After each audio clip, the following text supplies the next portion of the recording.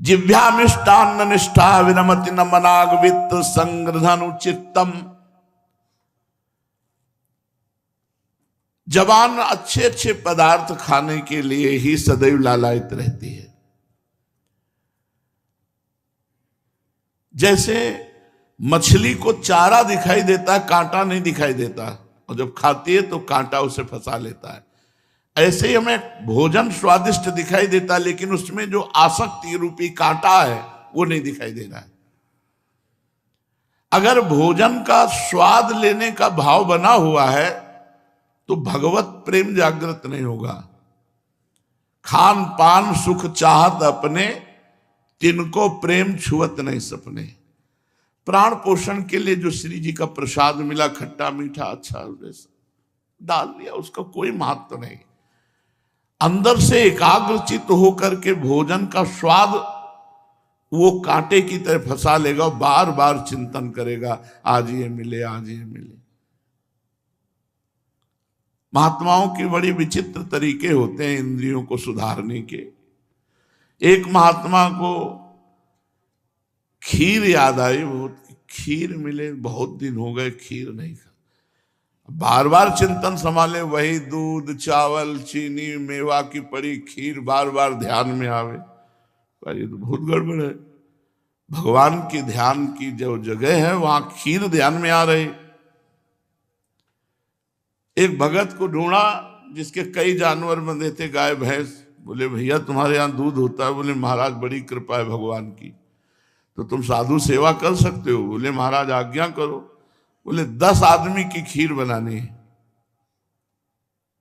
ठीक है महाराज, 2-3 घंटे रुको, अभी हम बढ़िया मेवा डाल के बनवा देते। 10 आदमी जितना खाए उतनी खीर बना दी कड़ाह भर के। हाँ महाराज बुलाओ। बोले हम ही हैं 10, हम ही अकेले पाएंगे, पर 10 आदमी हो और आप कमरे से बाहर हो जाओ। तो 2-3 आदमियों के इतना तो पाया, और इसके बाद मन कहने लगा नहीं अब बस नहीं, खीर पानी है और पाया। उल्टी हो गई, फिर उसी को मिलाया खीर। अरे जिंदगी में खीर नहीं, जिंदगी में खीर नहीं। अब मन कहने लगा, खीर नाम से उल्टी आने लगी, खीर खीर खीर। तो अति, जैसे आग में सहाते सहाते घी डालो तो अग्नि बढ़ती चली जाएगी, लेकिन इकट्ठे झप से डाल दे तो बुझ जाएगी।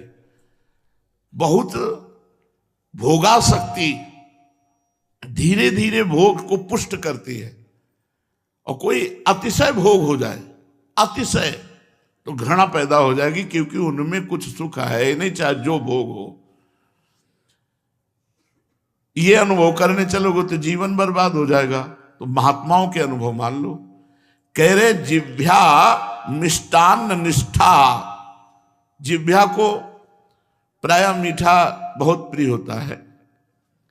विरमति नमनाग वित्त संग्रह चित्तम, चित्त में इसका प्रभाव बना रहता है।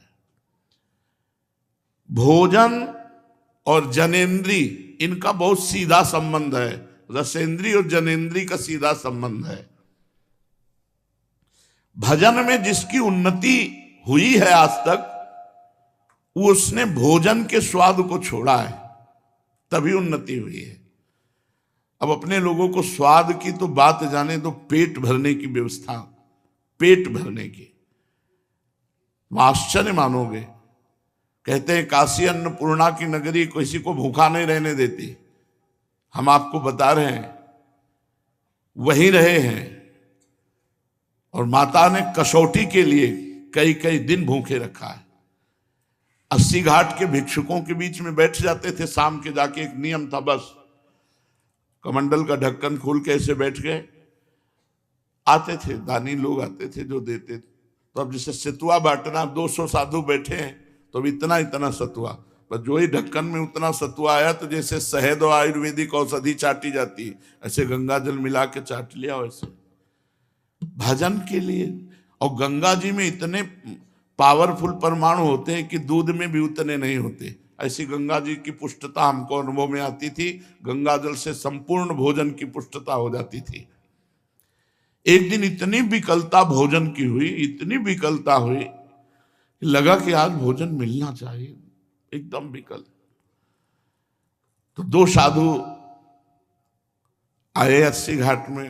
तो वह कपड़ा लत्ता से पता चलता था कि महंत है। दंडोत महाराज, हम ऐसे किसी से बोलते नहीं थे। कहा दंडोत, कहाँ रहते हो? कहा घाटों में। भोजन कहाँ पाते हो? कहा जो घाट में मिल जाता है। आज चलो हमारे यहां पालो। संकल्प। उनके साथ गए। उनका तो पूरा महल, लेकिन महादेव की इच्छा देखो, 2 घंटे बैठे रहे। वो दोनों महात्मा आए नहीं जो लिवा के गए थे। दूसरे महात्मा बोले कैसे बैठे हो? वह महात्मा लिवा के आए थे कि हम भोजन पाए। पंगत तो हो गई। तो कहा अच्छा नहीं मिलेगा? बोले आना हो तो कल आना, आज तो आना नहीं। हर हर महादेव। उठे वहां से चले। ऐसा हंसी आई, मन से कहा कि देखा, तुम्हारी निष्ठा की पूर्ति के लिए भगवान शिव ने विधान किया, जाके भी नहीं मिला। भजन करना है तो भोजन से भजन का नाश भी होता है और भोजन से भजन की वृद्धि भी होती है। अगर भजन की लगन लगी है तो भोजन की स्वाद दृष्टि नहीं रहनी चाहिए, और भोजन की स्वाद दृष्टि है तो भजन की लगन दृष्टि नहीं रही। भजन का आनंद तब होता है जब छाती की एक एक हड्डी गिन लो। कृष्ण तन शीस जटा एक बेनी, हृदय जपत रघुपति गुण श्रेणी। जानकी जी के लिए आया कृष्ण तन शीस जटा एक बेनी। जो बेनी है वो जटा रूप हो गई है।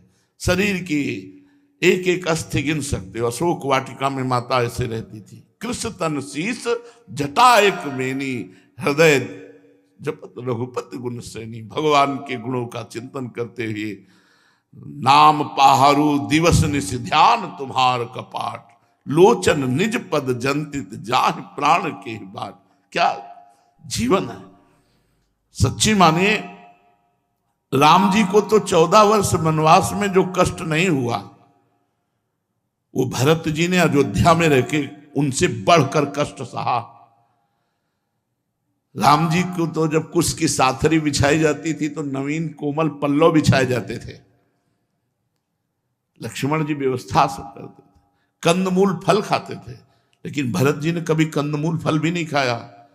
56 प्रकार के भोग चाहते तो पूरा चक्रवर्ती सम्राट पद उन्हीं के हाथ में था। लेकिन बहुत कठिन तप किया। नंदीग्राम में रहकर भूमि को खनन करके उस पर कुश डाल करके शयन करते थे। पादुका की पूजा करके आदेश पालन करते हुए चक्रवर्ती सम्राट महाराज दशरथ के संपूर्ण वैभव की सुरक्षा, सब संपत्ति रघुपति के ही सेवक की तरह बहुत कठिन तप भरत जी करते थे। भगवान की प्राप्ति, भगवत प्रेम, भगवत भजन, इसके लिए नहीं खान पान ते भावे है, नहीं कोमल वसन सुभावे है, सब विषय लगे ते खारा है, हरि आशिक का मग न्यारा है। भगवान का प्रेमी का मार्ग ही अलग होता है।